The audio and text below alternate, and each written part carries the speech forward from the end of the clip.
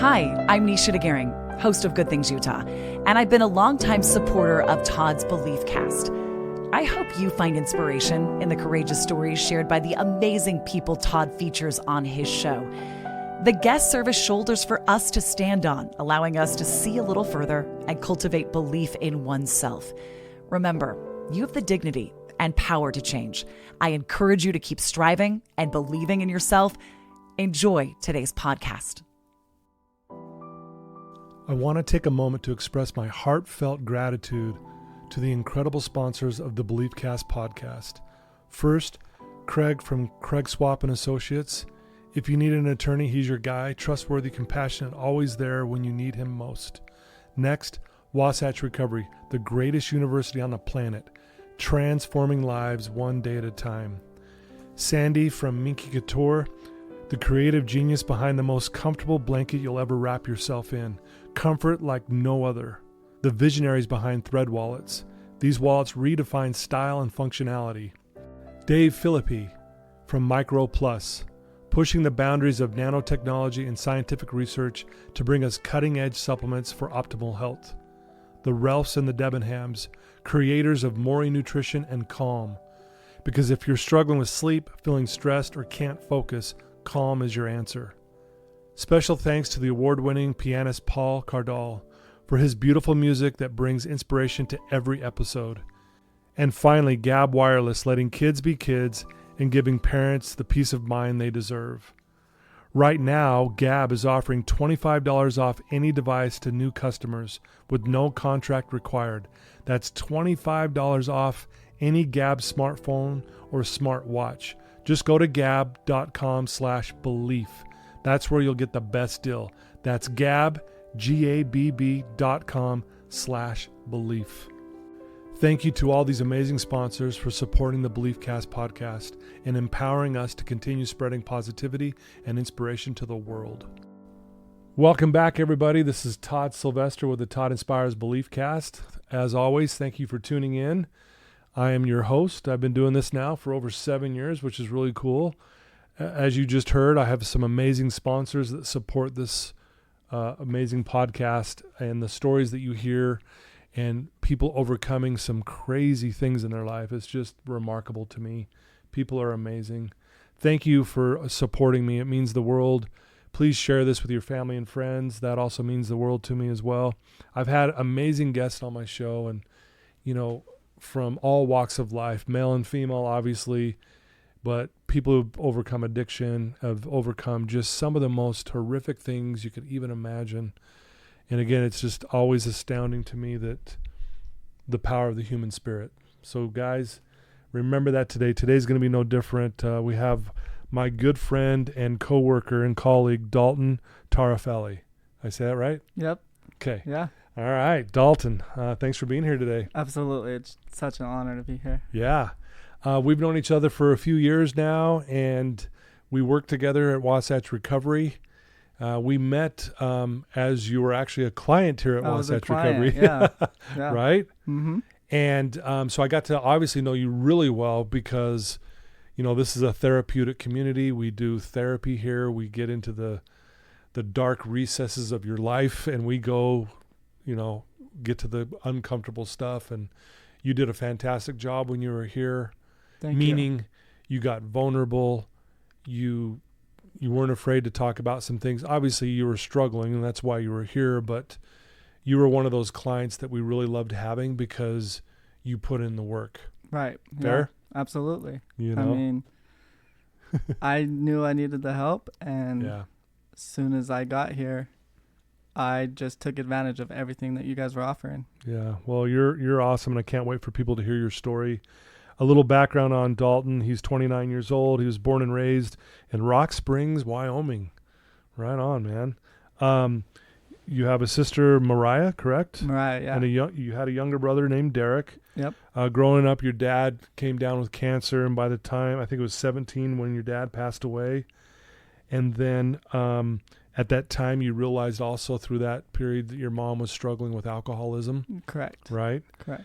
And then, if I remember right, your brother Derek unfortunately passed away when you were 25 from also an alcohol addiction as well. Correct. Correct? Yep. So you've lost some people in your life, and then eventually your mom passed away, and so it's just you and your sister, correct? Yeah, I mean, I have my grandparents and like Sure. uncle, cousins. Yeah. I have family, but Yeah, definitely lost. and I want to hear all that story from you, but I want to let people just up front understand that, hey, Dalton's been through a lot in his life, and he's also struggled with addiction himself. And so this is the story you guys are going to hear today. And maybe what we start off, Dalton, with is talk about how was growing up? What was your childhood like? Okay. Yeah, absolutely. Yeah, I mean, grew up in Rock Springs, Wyoming. I mean, growing up there, I loved it, right? I didn't know anything else. Yeah. It was home, and I had great support system, a great family. Me, my brother, my sister, we were all involved in like sports. Yeah. Everything like after school. But yeah, sports were a big part of my life growing up. So What was your favorite? Do you have a favorite sport or? I mean, anything from boxing, wrestling, baseball. Really, you did boxing, huh? Yeah. Really? Yeah. So did you carry that on for a while? Yeah, I mean, one of my best friends, his dad owned the gym in Rock Springs, and Nice. I just hung out with him every day. So Wow. I was at the gym a lot with him and learned a lot from them. And Wow. yeah, definitely has a big place in my heart. You know, Really? growing up like that taught me a lot. Yeah, boxing. Obviously, you got to be very disciplined in that sport and things like that. And it's not easy, obviously, and no one likes getting hit in the face, Right? that kind of thing. And so, talk about that for a minute. You said it's something that you learned a lot from. Can you share some of those insights? Yeah, absolutely. So I boxed and wrestled. Okay. I loved them both, and the main thing I learned from both of them is the discipline and the mental toughness, right? Mm-hmm. And it's an art. Like, you go in, you're gonna get hit, but like that's just a small portion of it. Yeah. Like, the physical is not even close to the mental game in both of them. You go Right. in and you have to be confident. You have to know you're gonna win. You have to train hard. You have to like every day get up and tell yourself you can do it. So it's just a battle every day when you're doing that kind of stuff, because your body's beat up, Yeah. and then you just got to tell yourself and get through it. Yeah. Wrestlers are unbelievable as well. Yes. I didn't wrestle, but I played basketball, and I remember in high school we started our basketball practice, and it was a hard practice. We ran a lot, a lot of conditioning, a lot of hard work, and wrestlers would start their practice at the same time. Yep. Well, we'd get done with our practice, go shower, get cleaned up, and then we'd be leaving, and the wrestlers are still going. And one of the things is I saw they were running up and down the stairs with one of the other wrestlers on their back. Yeah, like fireman carry. Yeah, fireman carry. And I was sitting there going, "Oh my God, I'm so glad I'm not a wrestler. Mm-hmm. I got to go home." Yeah, so I have a lot of respect for people who box and wrestle, and obviously mixed martial arts in general. Right? I'm always impressed with people who have disciplined themselves to do those things. Absolutely. Right. Yeah. And growing up like that, you mentioned my dad, right? And like, there was a time where I definitely lost it. I wasn't in it anymore. I remember being in high school, and I was smoking weed too, but like, my dad was sick, and he wasn't coming to like my competitions anymore. Like, so it just, for me, it was like, do I even want to do this anymore, And I didn't wrestle good for a long time, and I had support, but for some reason I just couldn't get past like what I was going through. I didn't know how to ask for help. I didn't know how to do any of that. So I just stopped loving what I was doing. Were you just really like sad that your dad wasn't getting any better? Was that part of the weight of it, or was there other things going on? I think that was the main thing. I think it was like seeing my dad sick and like seeing him go through that, and being just so occupied with that and not knowing how to deal with it, that I would, just didn't know if I loved it anymore. I didn't try to. I didn't push myself. I just kind of was like, okay, I'm just doing this now. Yeah. I lost a lot of passion during that time. Well, and I mentioned in the in the intro about I think at that time you started noticing that your mom was also struggling with alcohol. Right. And alcoholism and stuff. How did that affect you? And did you say anything to her? Did you guys talk about it? Did you point it out to dad or your family? Yeah, I mean, and my family knew, and my dad knew, and like me, my brother, my sister, we saw it. But it was just like we didn't know what to do. Like we're all going through this hard time. Tough time, yeah. And like we're noticing like her drinking and drinking more, and at the same time, you know, she was still being a mom. Right. And she was doing what she could, but definitely like seeing her like that was new and different. I didn't know how to deal with that. I didn't know what to say to her, you know. Anytime we would, it would be like she would get mad. She would not take it the right way, you know, like mostly like she was just like disappointed in herself, right? So she didn't know how to talk to us about it either. Yeah. So just whole dynamic where everything is just chaotic in a sense, like everyone's dealing with their emotions in different ways, and nobody's not talking to each other about what we should be talking about, you know. Right. Yeah, and I think that's one of the hardest things with families. I think most people listening to this would say, yeah, it's our families typically aren't very good communicators.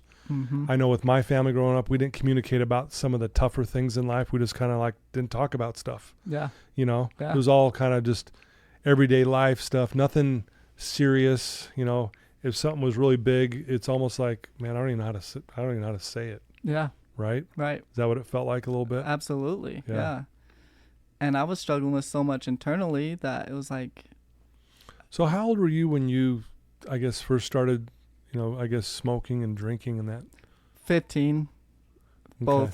Both of them. I remember I tried smoking weed and like I loved it. I loved the way I felt. I loved how I just escaped from everything. Like I just wasn't worrying about anything when I was doing that. Same with drinking. Like I started partying and drinking, and same thing. It was the escape. Like I just didn't have to deal with anything. I didn't have to face what I was dealing with. Did your family know that you were drinking and smoking and that? I mean, my mom in a sense, yes.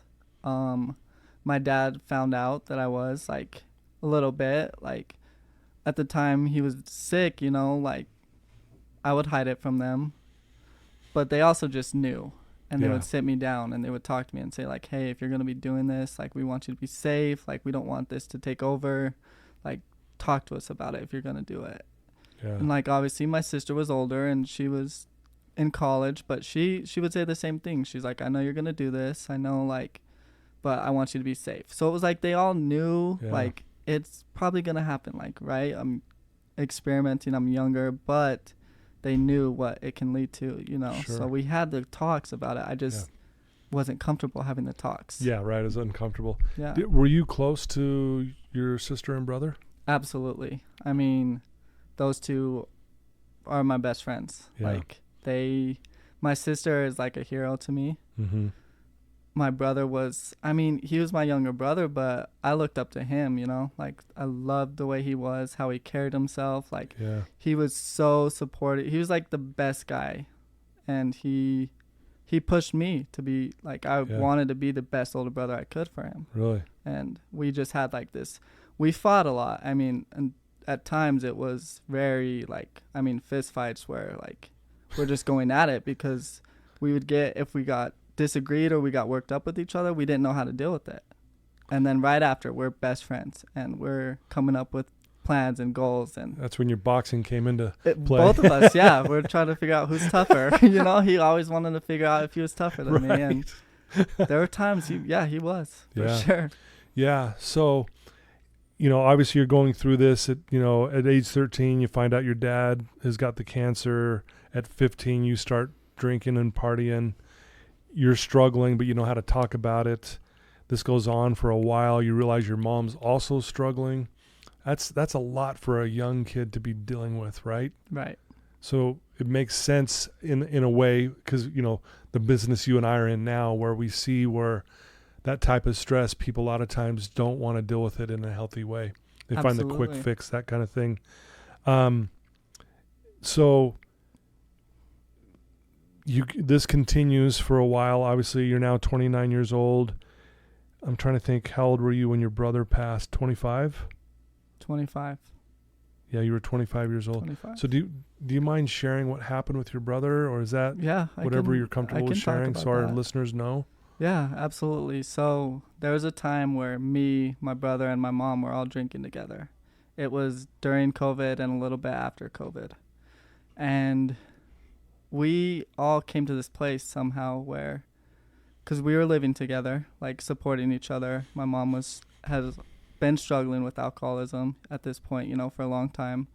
And I started to struggle with it like prior to this, and I just wasn't asking for the help that I knew I needed. Then somehow my little brother was drinking with me a lot and drinking by himself a lot, and it turned into, well, we were home together, we started drinking, and we started drinking every day. And it was for a long period of time. I'm talking about like 6 months every day where we're just drinking. We're waking up every morning drinking because, well, one, we're really sick if we're not drinking, and we don't know how to escape from it, right. And one night we're all just hanging out drinking and like doing what we normally did, just like watch a movie or something, and trying to figure, like, we would always talk about like, we need to stop this, me and my brother especially, and we really we wanted to. We're stuck in this cycle.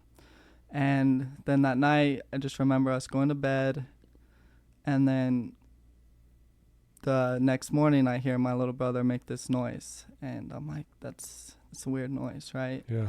And I'm over there, I'm laying there, and I don't feel good. Like at this point, I'm like withdrawing, and I go over there and I'm like, Derek, like, and then he's not responding. So I like check his pulse, and then his pulse is like really faint. And like at this point, I'm like panicking. I'm like, Mom, like Derek's like, his pulse is faint, his breathing is really shallow. Like, we need to call an ambulance. So like I called 911. I'm on the phone with them, and they're just guiding me through like, hey, give him CPR, keep doing this until we get there. Right. And I'm panicking. I'm just like, I just see him laying there, and like he stopped breathing. So I'm just giving him CPR. And I remember it so clearly too. It's like one of those moments where I'm just like, I just see it every time I talk about it. And next thing I know, the paramedics get there, the police get there, and I see them putting the breathing machine on him. And I'm just sitting here talking to this police officer because he's just trying to figure out like what happened, right? And I'm just like trying to talk to this police officer, and I'm like so focused on my little brother. Like, I'm like, is he gonna be like, what's going on? Just like yelling at them. And next thing I know, I finally get done with the police officer. My grandma comes and picks me up, and we go to the hospital. And they're telling me he started breathing, but he's still not responsive. So they life-flighted him here to Salt Lake. Okay. And I was so sick that day, I couldn't even make the trip to Salt Lake. My sister... From drinking? From drinking, oh, correct. Wow. Yeah, I was withdrawing really bad. And it was like that for a long time. And my sister and my uncle and my brother-in-law came here to Salt Lake to give us updates on him. And just the whole day, I just had this feeling like he's not going to make it. Like, just from what I saw, Like, and then next thing I know, it's around 7 o'clock, and my sister's like calling me, and she's like, he's not responding, like they're just gonna have to like pull the plug. I'm just getting all the news, and I'm just sitting there and I'm hating myself. I'm like, this is my fault. Like, I blame myself. Like, really? Yeah, absolutely. I blame myself. I thought it should be me. I'm like, it shouldn't be him. And then we get the call later that night, and he passes away.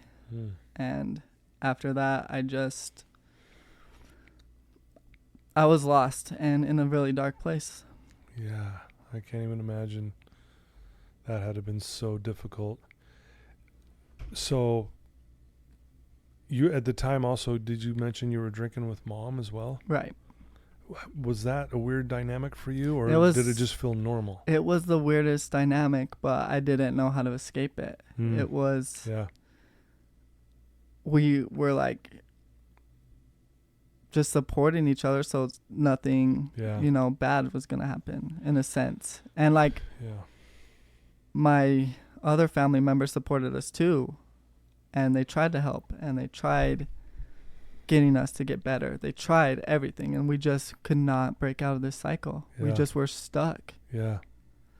What do you know? What did they give you a cause of why he passed, or did they know? Or the doctor that I talked to and my sister talked to, when I was answering some questions, they said, well, it looks like his electrolytes were so out of balance that it caused him to go into cardiac arrest. So from the drinking and the not taking care of himself and not eating, that it just happened. Wow. And how old was your brother at the time? You were 25, right? He was 22. 22. So here you are now thinking it was your fault.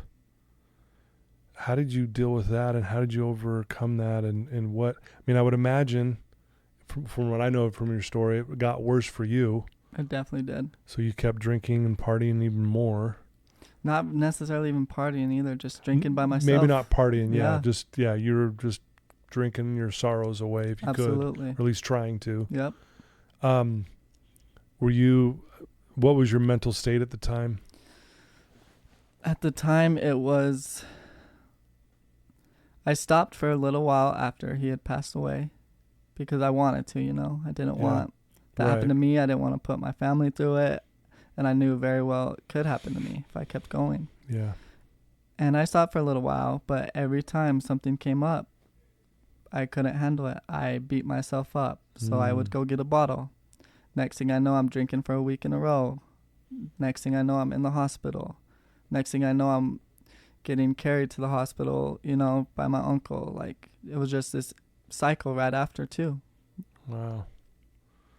How did obviously this is difficult for everybody, obviously including you, because you felt like you were best friends with him. And how did the other family members take it? Hard.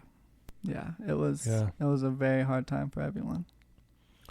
Like your mom, what was your mom thinking? Was she also feeling like she played a part in this because she was drinking with you guys, or? Yeah. Or did that ever, I don't know if you ever talked about that. We did. And she took it very hard. And it was almost like she gave up after that, after seeing that. That's my mind, from talking to her, that's what I got from it, is she didn't know what else to do after that. Yeah. So she was very lost and hurt. And so here you guys are, obviously struggling big time, not only because of the passing of your brother, but drinking, doing drugs, everything, whatever you're doing.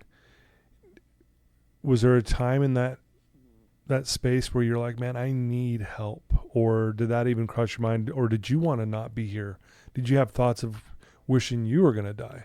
I absolutely had thoughts that I wanted to die.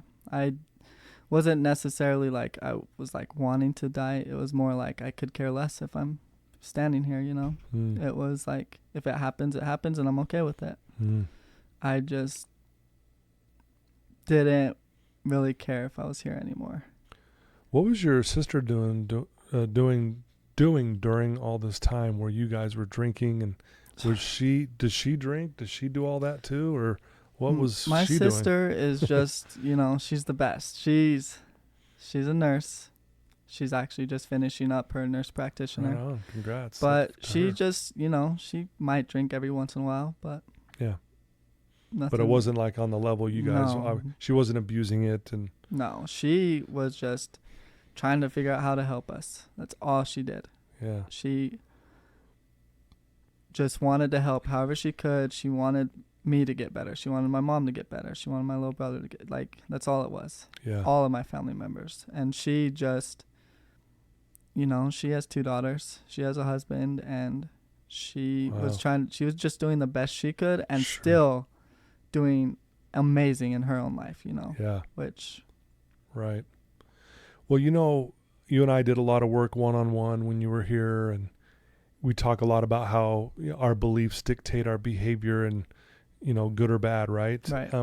What were some of the beliefs you had going through all of this, just even as a kid, that were holding you back, just these limiting beliefs that you had? I'm not as good as anyone else. I'm constantly comparing to myself to other people. I'm never going to be that good. My potential, I don't have much potential. Those were my beliefs, I was always hard on myself and down on myself. Yeah. Anytime something happened, I'm like, I'm a shitty person. I'm an awful human being. Like, I don't deserve this. Like, that was my belief system. I didn't deserve love. Like, not good at relationships. Right. So those were my beliefs while I was going through all this. Yeah, which also fuels some of the behavior, obviously, that you were doing, which didn't help the belief at all. It just reinforced it. Yep. Right? Mm-hmm. So you find yourself in these dark places. So how did you get to a place where you were willing to come to treatment? And so during that whole time, I always knew I needed help, and I was never against it. I just knew I needed a place where I could actually talk about stuff I went through, I knew I needed help, and I knew I needed just something where I can like deal with my emotions. And I tried some places in Rock Springs, and it didn't work for me, and I might not have had the intention or right. Sure. And then one day I'm in a cycle where I've been drinking every day, and my family knows this, and I receive a call from my sister, and she did this all on her own. And she just said, hey, I found a place in Salt Lake that you can go to if you go to detox down there today. She took care of my insurance. She took care of everything just to get me help. And so for some reason, I never answer the phone when I'm drinking. I don't answer people. Yeah. And I answered her. And I said, you know what? Okay. And I'm really, I'm deep at this point. Even though she even said, today you got to go now. Yeah. Because a lot of times people would put that off. Well, okay, maybe next week. Maybe in a couple weeks I'll think about it. Yeah. And you were like, okay, we got to go today. I'm open to it. Okay, yeah. I was like, okay, I'll do it. Because again, you were in a dark place. I was in a dark place again.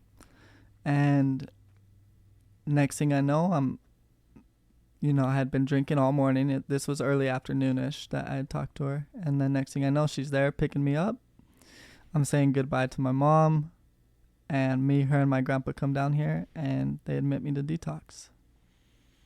Wow. After taking care of everything I needed without even knowing. Was it a sense of relief for you at that moment, or were you like going, man, what's going to happen here? What was that like? I was scared. Yeah. I was ashamed that it had got to this point, even though it had been that bad all along, as I was going through it. I was scared that I'm not going to succeed. I was scared that this will be a never-ending cycle. Yeah. It was all the unknown I was scared of. I didn't know what my friends were going to think. I didn't know what my family, I didn't know any of that. So I was just scared. So did you discover Wasatch while you were in detox, or did your sister already find Wasatch before all that? My sister had talked to Decker and Alicia. Okay. And they told her everything to do before I got there, and then they were going to come pick me up from detox. Wow. And then Decker came and picked me up from detox. Yeah. You hit the jackpot, right? I did. I absolutely did. Yeah.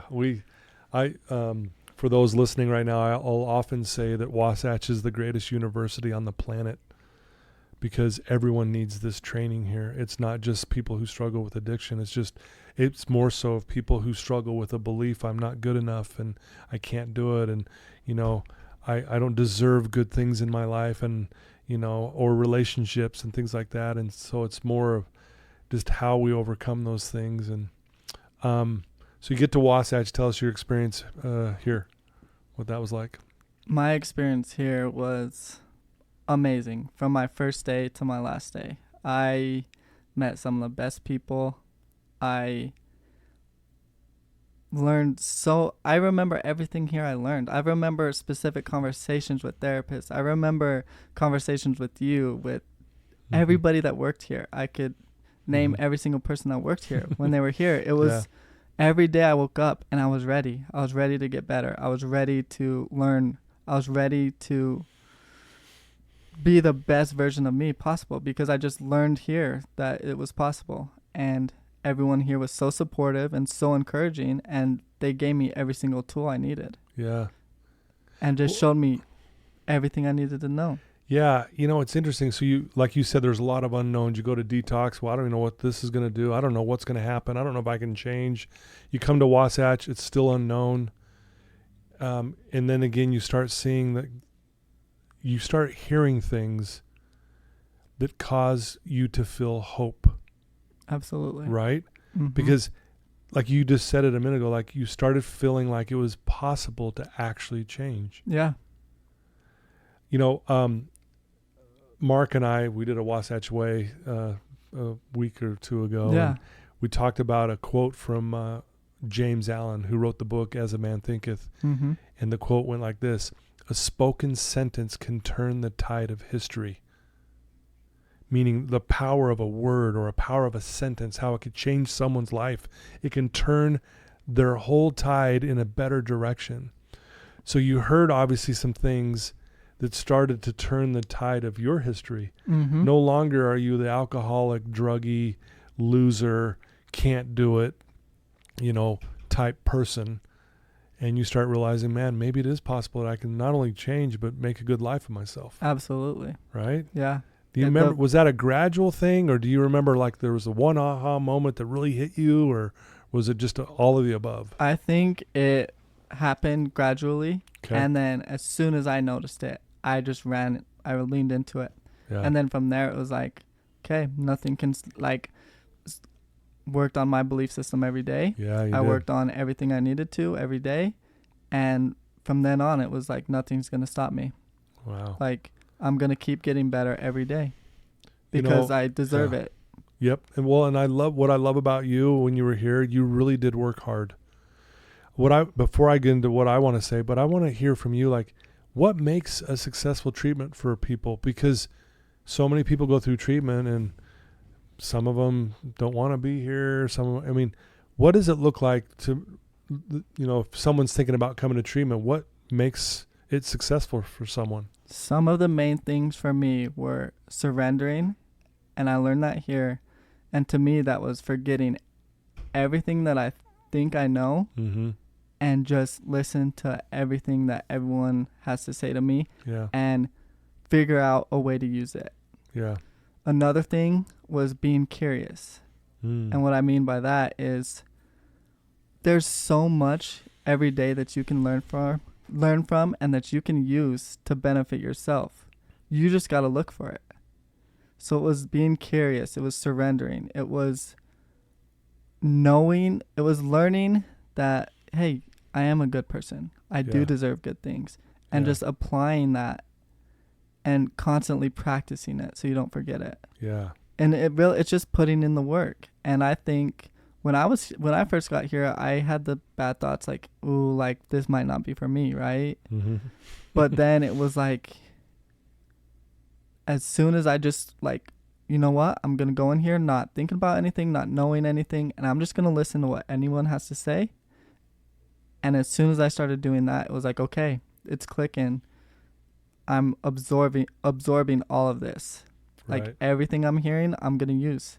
Yeah. Even if it was something I didn't agree on, I'm like, okay, like I might not want to do this every day, but maybe I can use it somehow, right? It was like I was open to anything. Yeah. It wasn't like, oh, I'm going to do this and not this. It was like, okay, like, no, like, let's try it. It's not going to hurt if I try it. Yeah.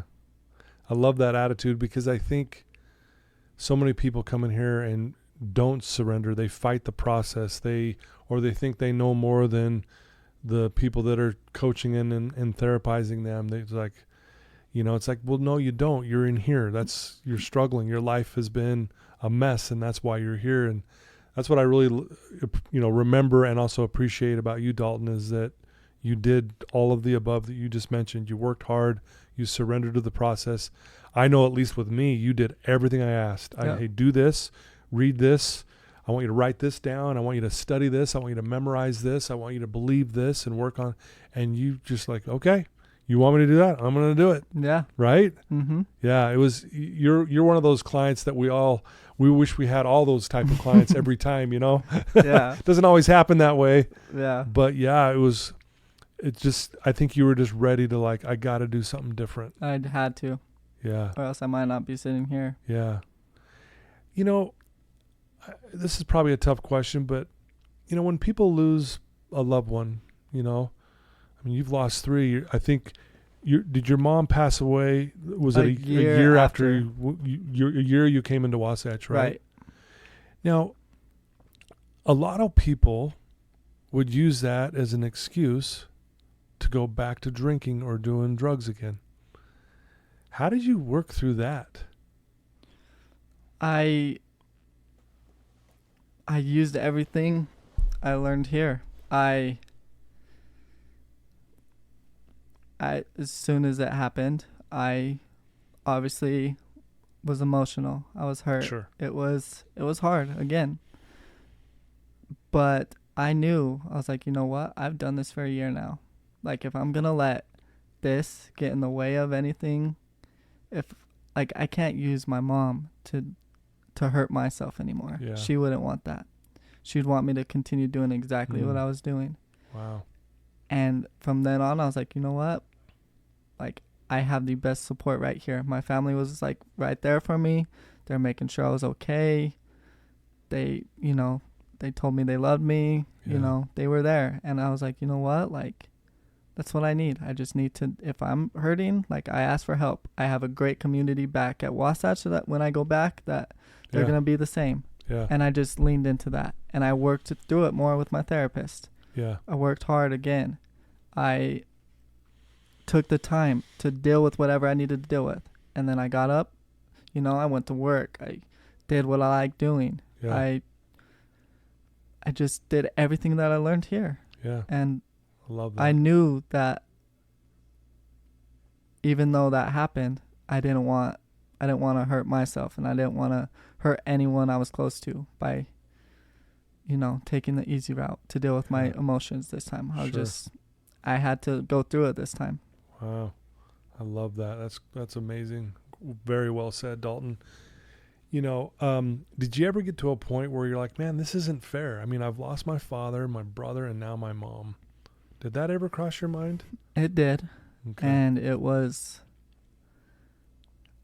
I remember sitting in the hospital when my mom, and I was like, I'm 27 years old now, and I've lost my little brother, my dad, and now my mom.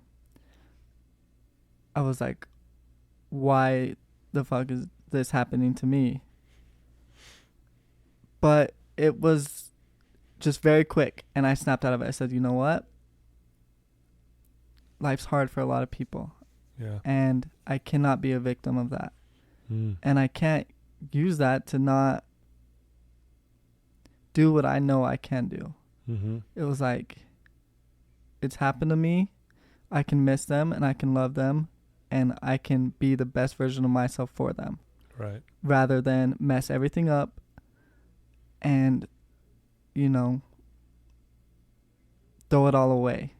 Right. Just because I'm missing them. They wouldn't want that. Right. They would want me to carry on, continue what I was doing, so I can have a great life. Right. They would want that for me. For sure. And I just had to know that.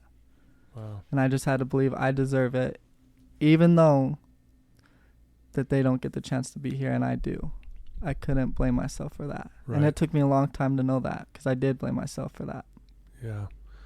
Do you feel like that's resolved with you now, or, do you see it differently now?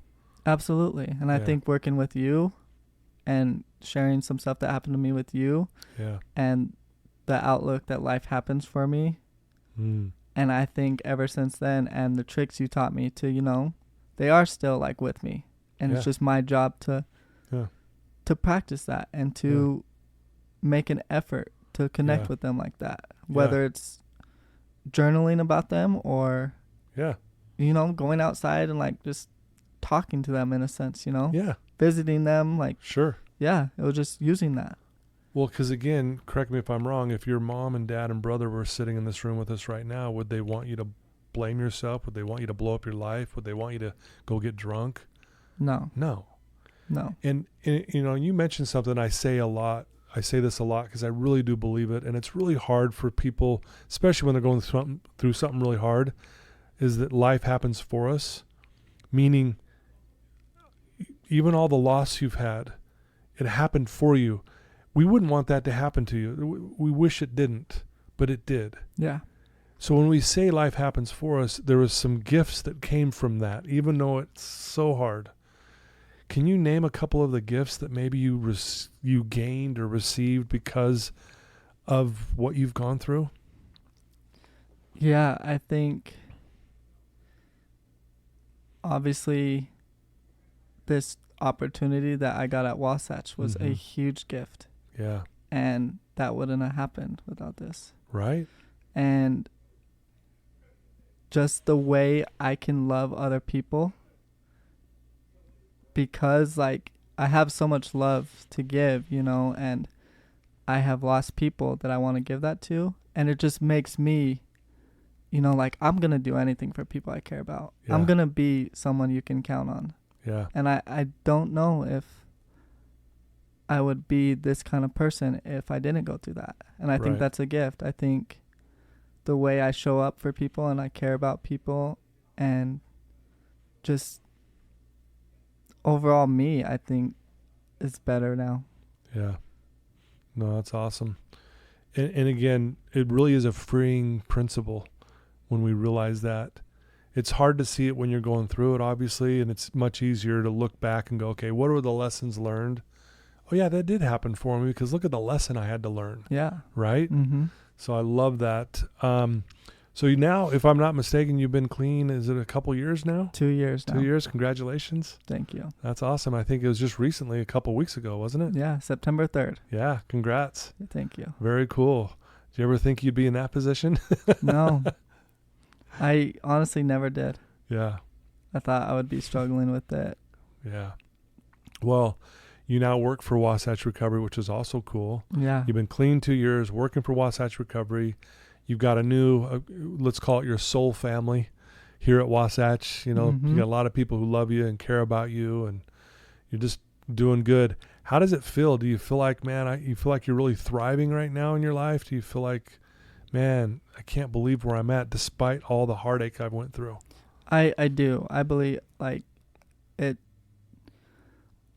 people tell me how great I'm doing and they love to see what I'm doing. And sometimes it takes me a minute to I'm like, yeah, you're right, because I always want to keep growing. But right now, yeah, it's amazing to see what I'm doing and how I can help other people and the impact I have on other people now. Yeah. So it's so gratifying to sit here and be like, damn, I really am doing awesome. And I want to keep it going. I want to do more. Yeah. I'm comfortable where I am and I'm okay and content and happy. But it just makes me want to, you know what? I want to go for it. I want to see how much I can do and how much I can help, how much I can better myself and help other people and change other people's lives. Sure. I love that. What are your future plans? What do you want to do? Do you have some goals you have in mind that you want to go accomplish or? Yeah, there's a number of things. My plan right now is I'm going to go to school and I'm going to work on being a therapist. Nice. And along the way, I would love to write and maybe write a movie. Nice. That's another goal I want to, or start a podcast. Yeah. There's just, for me, I learned that I can do anything. Right. And I hope people know that because you really can when you find that sense of belief. Yeah. And there are going to be people out there that are going to support you and help you along the way. And you just got to open yourself up to that. Right. Love that. Those are good goals. Yeah. Those Yeah. are my big goals, you know, like Yeah. shooting that's what I'm going to go for. Yeah. I'm Go going to do for it. everything I can I love to it. get it. I love it. You know, looking back on your life, I mean, you've been through a lot, like we just obviously have talked about, and you've also overcome a lot and you're doing well, and it's really exciting to watch. If you could sum up your life right now, what would you say about it?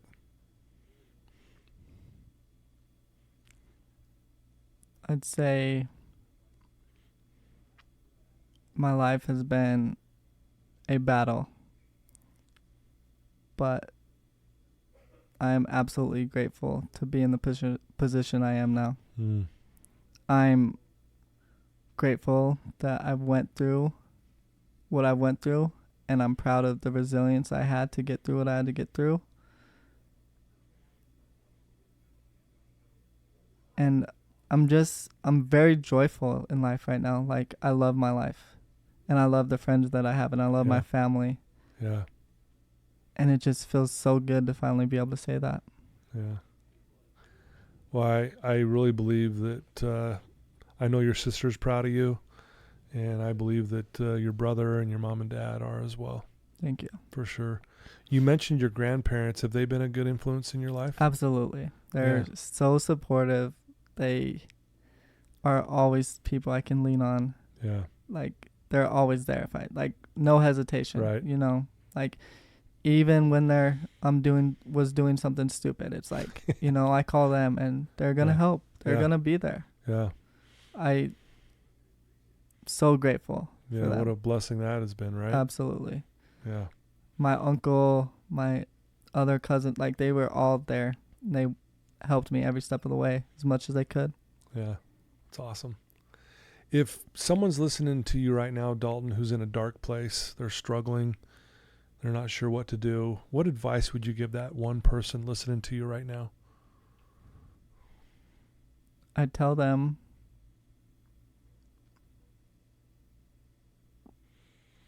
that